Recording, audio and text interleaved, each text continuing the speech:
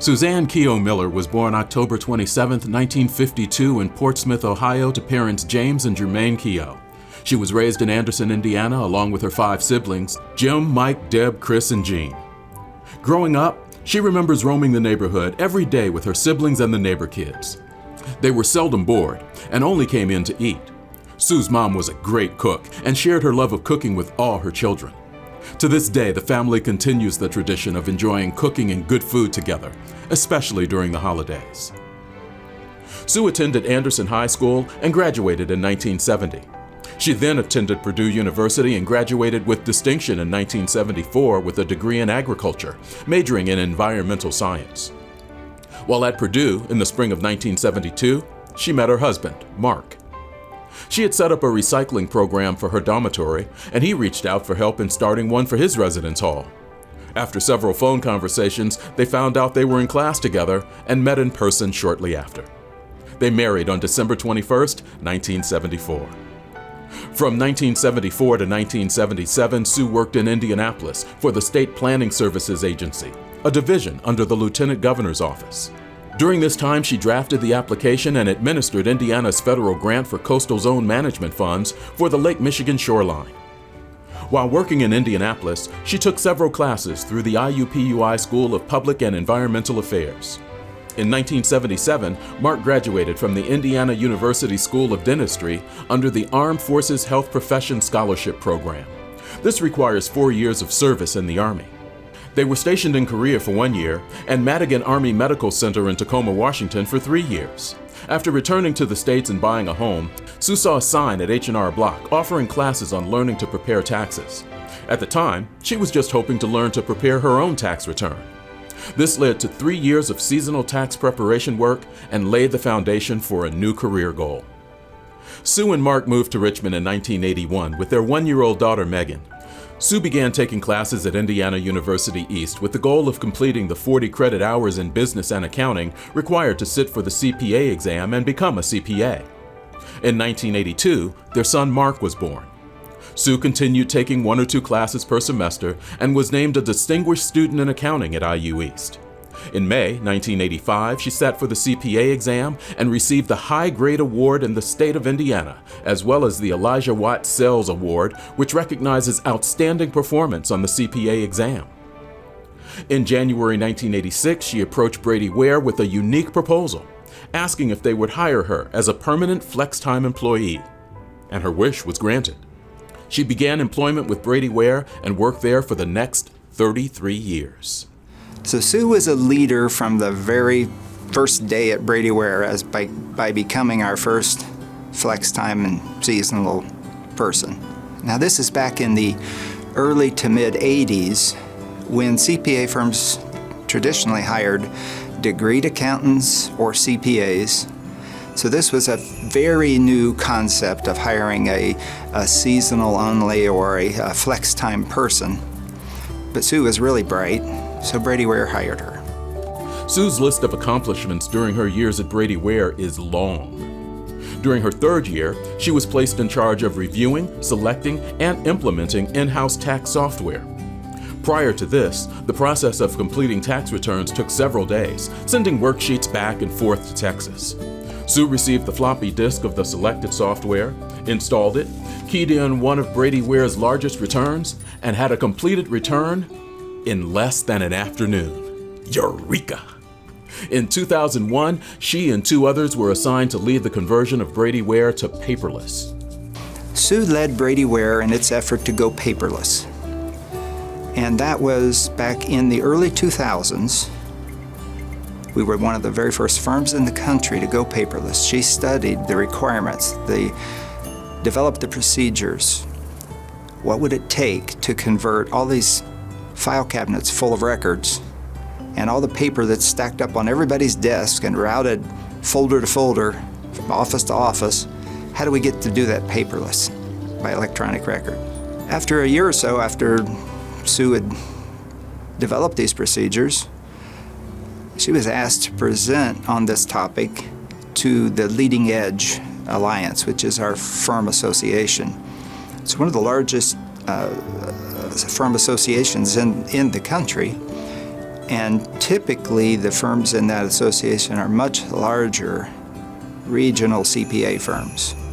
Here was Sue presenting on how do you go paperless to these much larger firms, and doing it after we'd already been paperless for a couple of years thanks to her efforts. Her most vivid memory includes Luke Ware, a 65-year-old curmudgeon. During her interview, he handed her a piece of paper and asked her to write something, a test of legible handwriting. Well, this wasn't a good start for Sue, because she consistently expected C's in penmanship during school. But after 2 tax seasons, Mr. Ware called her into his office and said that hiring her was the best thing they had ever done. Sue cherishes that memory. As a CPA, she always looked at accounting as a means to serve others. Her goal with clients, both business and individual, was to help them manage their finances and understand and apply the tax laws to their benefit. She is especially proud of the work she has done helping organizations obtain and maintain their tax-exempt status. When she joined the firm, we had 20 people in a single office. Her responsibility was to develop procedures that would allow us to grow.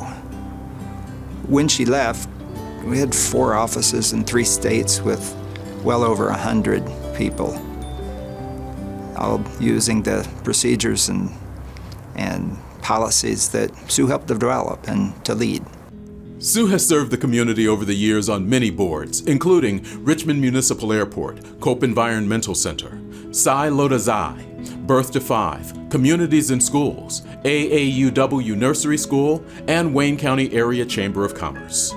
She received the Outstanding Committee Member Award from the Chamber for Agribusiness Committee in 2016 and Agribusiness Volunteer in 2017. I met Sue for the first time, at least in a way that we really got to know each other, when I came to work at the Chamber of Commerce, and she was chairing the Agribusiness Committee at that time. And so she and I worked together a lot through that relationship, pulling off farm tours annually for 5 years in a row, 6 years in a row, something like that.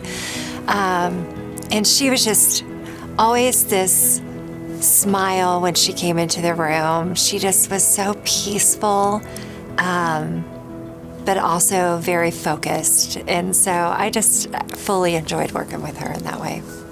She has also served on the Richmond Sanitary Board for close to 15 years. She was formerly on the Finance Committee at Central Methodist Church, involved with Charles PTO and youth soccer programs, and taught JA in the classroom. I think Sue is one of those people that when she sees a need that she can do anything about, she steps up and volunteers, and she gives back. She wants to donate her talents to better the community for the next generation. An example of that would be the pickleball courts over in Clear Creek Park. She and a small group of others really wanted to add that as a quality of life piece in our community, and started talking to people about it. And within a short amount of time, she had garnered enough support and came to us and wanted to work through the Chamber Center for Excellence to raise money and be able to pull that off. And she and a few others led that charge, but that's that entrepreneurial mindset that we want people to have. That's what's going to grow our community. That's what's going to grow our businesses, and Sue demonstrates that so well. Sue is most proud of her children and grandchildren, daughters Megan and Claire, son Marcus, and 8 grandkids, Reed, Owen, Elizabeth, Margot, Holden, Bennett, Theo, and May. The kids and spouses are bright, funny, caring, and exhibit strong work ethics. The whole family shares a joy of outdoors. Some very special memories include family vacations at the beach, in the mountains, at state and national parks. Sue's hobby of walking, hiking, camping, and gardening allow her to get out in nature and enjoy its restorative powers. Other hobbies include cross-stitch, knitting, crocheting, reading, and playing pickleball. So many people have been important to Sue in her personal and work life, but family is key. They are not only family, but best friends. She is thankful for experiencing life with her husband Mark and their shared beliefs that are still present after 47 years. She has been surrounded by impressive women, mother, aunt, sisters, sisters-in-law, and daughters, who at one time or another, Sue has looked to for their wise counsel. She hopes that those who have surrounded her know that this is in large part their lifting her up that has allowed her to achieve what she has. She is better for their efforts. When Sue is a part of an organization, you feel the impact.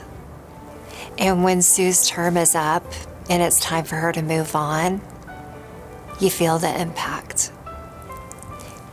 And I think that that is what makes her the perfect recipient for this honor.